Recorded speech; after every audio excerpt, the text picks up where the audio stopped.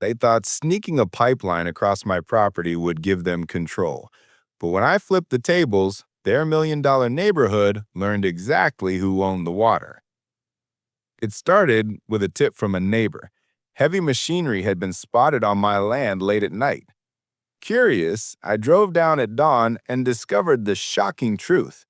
The HOA had secretly dug a pipeline straight through my property, connecting their neighborhood to my private lake. "You can't do this," I said firmly, watching the workers panic. The foreman shrugged. "We have HOA approval. You're not in our jurisdiction." I sighed, knowing jurisdictional claims wouldn't hold up. This was my land, and every inch of that pipeline was a legal violation. I immediately called my lawyer to confirm the property lines and permits.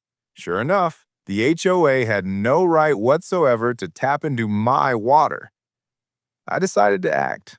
With the proper legal paperwork in hand, I initiated an official notice to stop the unauthorized water flow. The very next day, I executed a legal procedure that shut off the water supply coming from my property.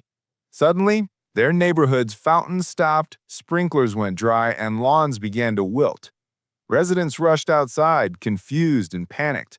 "What happened to the water?" one yelled, waving his hands at dry spigots. Karen, the infamous HOA leader, stormed toward me, face red. "This is illegal. You can't just cut off our water." I calmly held up the court order. "Actually, I can. This pipeline was built without permission. Everything I'm doing is fully legal." Her eyes widened as she scanned the paper. "But we didn't know." I shook my head.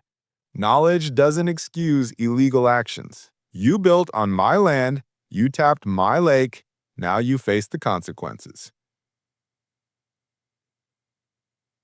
Within hours, the HOA scrambled, lawyers calling frantically, residents trying to restore their lawns.